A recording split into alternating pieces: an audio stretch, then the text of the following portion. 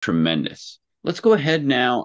Wanted to talk about a little bit about coaching against their instincts. I guess two or three main things, um, especially when it gets back to talking about common coaching frustrations. And part of that is you have to teach kids to go against their instincts. And you see this more at the younger level, but I even still see it sometimes at kids who've been swimming for years, and what they've developed. And so, um, for example, when it comes to breathing, right? The human instinct is when you need air, what do you do? And if you're in water, what do? You pick your head up. But if you pick your head up, you go vertical, and then so you're sinking. And so it's actually, if you need air because you're worried about drowning, if you need air because you want to survive, your instinct is to pick your head up. And so what you'll find is for younger swimmers, when they go to breathe in freestyle, they'll pick their head up. Or even if they're breathing in backstroke, they'll bend their head forward. Or in butterfly, they'll try to press up and come up, right? The instinct is to go up. But the reality is, if you want to survive, put your head down and float more horizontal and just kind of pick your head up a little bit, right? As opposed to trying to go up. But two, for swimming, butterfly, thrusting your chin forward, you're not pressing down to come up. You are thrusting your chin forward. And so that's one of the things that, one of the key phrases, like each one of these things, I'm going to throw in a key phrase that we use to teach kids. So when I teach them how to swim, how to breathe properly in butterfly, it's not about, you don't go up to breathe, you go forward to breathe. You don't press up to breathe, you thrust forward to breathe. You're thrusting your chin forward. You're even, as you start your thrust on your hands, right? Then you're thrusting your chin forward. And so by the time your head is back down, your hands are coming around. And so that way you get more of that smoother flow. But it's more about thrusting forward as opposed to going up. And the same thing in the backstroke. If you want to move faster, don't pick your head up to look at your feet and your legs and to see everyone else. Put your head back and sort of like focus on the core rotation. So again, it's not about going up; it's about going back or flatter. In freestyle, especially, one of the other key phrases that we use, you'll see a lot of younger kids do a variation of Tarzan swim, kind of head up and turn. But you even still see or just head up, right? Because they need to breathe. But I even seen swimmers who've been swimming for a couple of years. They're racing along, and all of a sudden they'll pick their head up a little bit. I'm like, why did you do that? You know what I mean? Like you're and like, oh, I was just so tired. I'm like, well, yeah, but then you should have kept your head down. And so, um, when you're breathing in freestyle, again, it's if you want to be able to breathe faster and more efficiently and actually get more air, don't look up, don't look forward and up, don't look at the ceiling and up. You actually want to you look down into the back. And so one of the phrases we use is breathe on the slice. So like in butterfly, we might say thrust to breathe. In freestyle, we'll say breathe on the slice. So in that way, when you go to breathe, your head, your eyes are looking down into the back past your shoulder here, right? As opposed to, and one of the things I explain it to, when you have young kids or new swimmers, they're like, but that doesn't make any sense. I'm keeping my mouth closer to the water and I'm looking back to breathe, but I want to go forward. And you're like, yeah, but if you look up or even look to the side or look to the ceiling, there's a whole lot of splash that can come down in your mouth.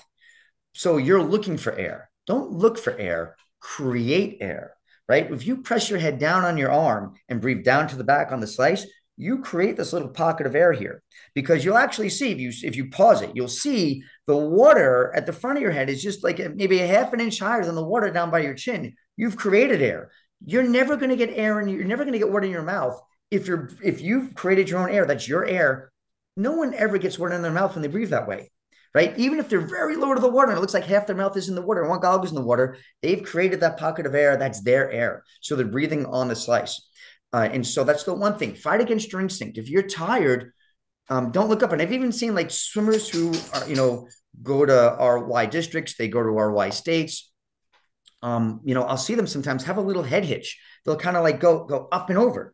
And I'm like, what is that? What is that little jump in your head before you breathe every time? Like, they know they're supposed to breathe in the slice, right? They've been trained to do that. But when they get into it and they're turning it over, they fall back in their instincts, which is to kind of jerk up a little bit and then look back, as opposed to no, fight against your instincts, train against those instincts, right? Which is not to go up, but to look down into the back. The same thing in butterfly. If you're tired, you'll see a lot of swimmers, they'll start breathing every stroke. And again, I'm not, if you have a strong enough stroke and if you're the right body type, breathing every stroke, I think, is more appropriate for higher level butterflyers who really have strong butterfly technique. But if you're teaching new swimmers how to do butterfly, if you tell them breathe every stroke, they're going to go vertical every time, like this. They're going much slower. That's And right. then they're spending their whole time walking through the water like that. When they get tired, they always want to, especially the younger swimmers or less experienced swimmers, they always want to go up higher. And they ask them, why would you go up that high? And like, well, because I was tired. Like, yeah, but every time you went up higher, it's the point of diminishing returns, because then that water hits you and you get even more tired. So it might temporarily feels good to breathe every stroke or to try to breathe every stroke. But if you're just going up, it doesn't work. And so you're better just to hold your breath down in your belly, and for breathe every other stroke or breathe every third stroke, so you stay flatter. So you might feel like you're holding your breath, but actually you'll be less tired, as opposed to trying to breathe every stroke. It might feel better the first one, but by the time you get to the third or fourth one, you're more. It's a point of diminishing returns. And so fighting against your instincts and breathing. For butterfly, thrust to breathe. For freestyle, breathe in the slice. For butterfly, you want to like surf on the water with your chin. For and start to breathe earlier in your stroke. For freestyle too, start to breathe earlier in your stroke. Breathe when your arm is out. Don't breathe when your arm is underneath of you, because if you breathe when your arms underneath you, you're going to over rotate. You're going to wind up looking up, and your hips are going to wind up over rotating, and then you're going to your hand on your pull is going to wind up crossing the center line, and then you lose like all that water escape, right? As opposed to pulling it past you. So think about breathing a little bit earlier on your stroke by pressing. If you need to breathe, don't look up, press down on your head so that you can breathe to the back, and don't look for air, create your own air. So that's the first thing about fighting your instincts. Dennis, when we look at our butterfly, we have the very similar thought on that. And we say that the swimmers end up, as they go slower, a lot of times they end up swimming uphill. Right, And so, right. That's a good way right. to say that. And then Yeah, and nobody wants to ride a bike uphill compared to riding a bike downhill. right. So by putting your head down, you start to level that off. And then we have the exact same philosophy on breathing in the freestyle, that you breathe into the pocket. And when you do Right. that, your nose doesn't turn as far. And every time you turn your nose 1 point, you give everybody one chance to beat you. 2 points, Yeah, three yeah, points, 3 points, you give them three chances to beat you. So the lower you breathe, right, and then you want to be, like you said, on the diagonal downward when you're breathing, right. the better off you are, because you can get your head back in. So it's really just a fill up of air. But you know what? The reason I used to say the same thing, breathe in the pocket, but then I changed the phrases I use to Mhm. breathing on the slice, because what I realized when I said breathe in the pocket, some swimmers were they're breathing in this pocket, Ah, got it. So under their not breathing in armpit. this pocket. So Right, instead of saying breathe on the slice, so as if right. you want to slice through the water, right? As Interesting. opposed to right. Sending And a so different message to them. yeah, Interesting. right. And so that way it's kind of like making the visual that you want them to have in their head and the visual that the phrasing reinforces are aligned.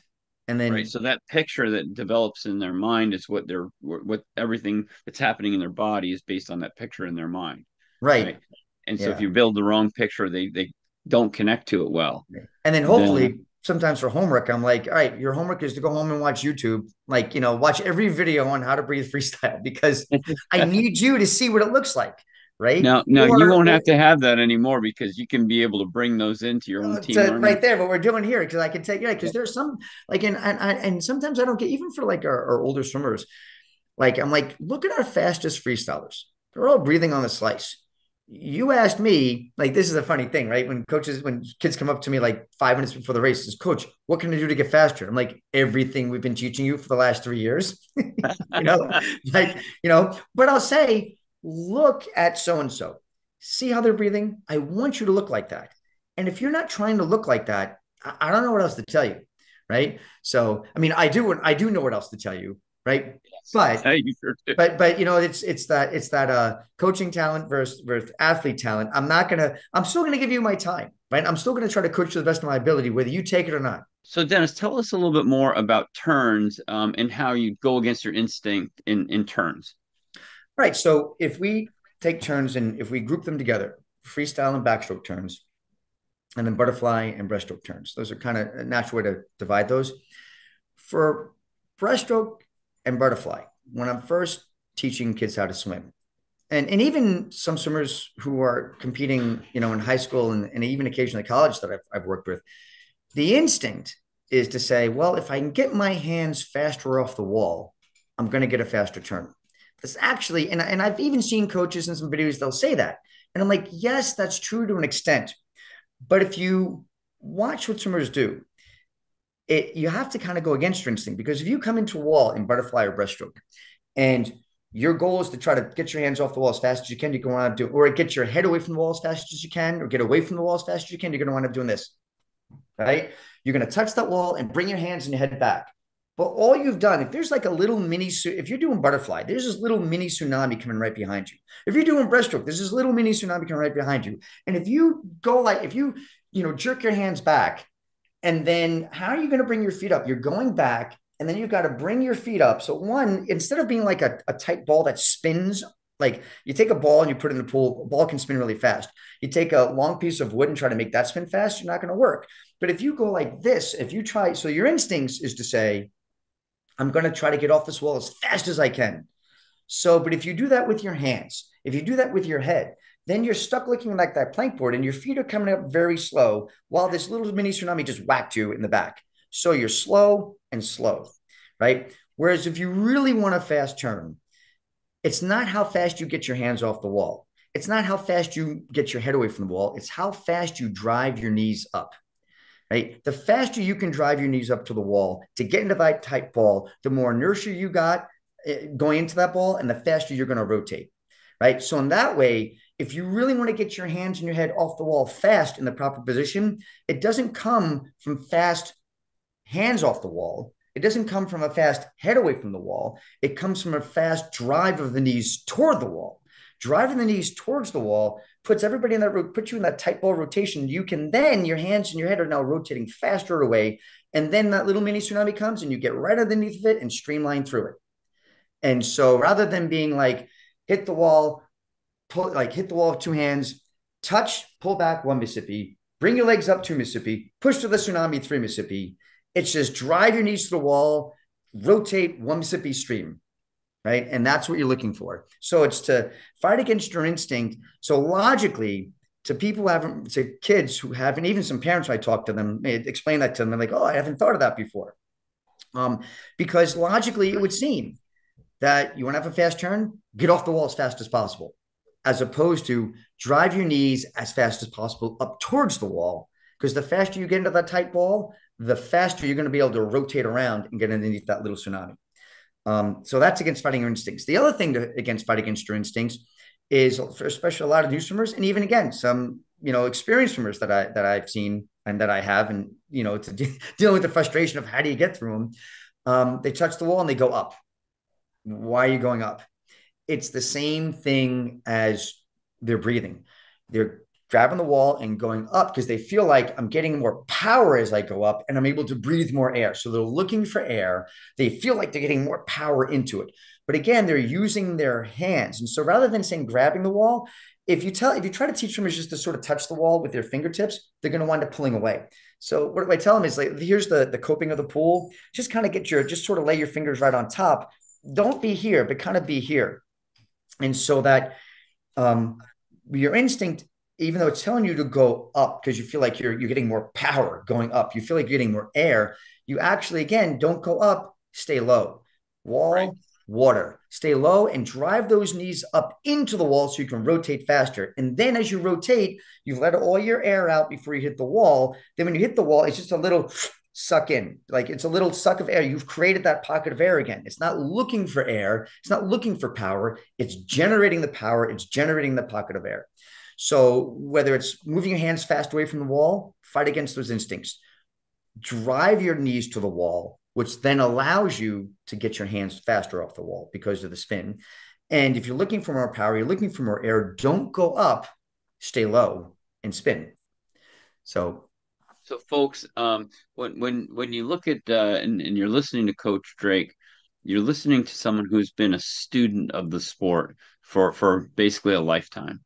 And you can see this, you can understand he's able to speak from a macro standpoint, a community standpoint, down to the smallest technique and training, working with coaches. Can you imagine the wealth of knowledge in someone like this and how much they can contribute to someone on their journey learning about this and growing and developing into an incredible human being? That's the type of mentor we want our children with. And I think that when you find somebody like that, it's a blessing to everyone. And Coach Drake, I want to thank you so much for joining us. You are absolutely amazing. I've said it a lot, and I don't say things I don't mean. So I Well, really, thank you very much. I enjoy the time. And again, it's sorry if I talked your ear off a little bit. no, we It's not love it. often I get to like, there are very few people that really enjoy talking about the finer points of stroke technique, right? And there's, I'm one of them. yeah, right. And so it's kind of like, whenever I have somebody who's willing to talk about it, I'm like, yeah, well, I'll spend all day talking to you about it because, who else you're going to speak to about that really, that may Right. appreciate it, right? That's right. So That's right. I enjoy the time and I appreciate the time to have the discussion with you. Fantastic. And hopefully we'll have you on again soon as you have a little time. Okay, thanks.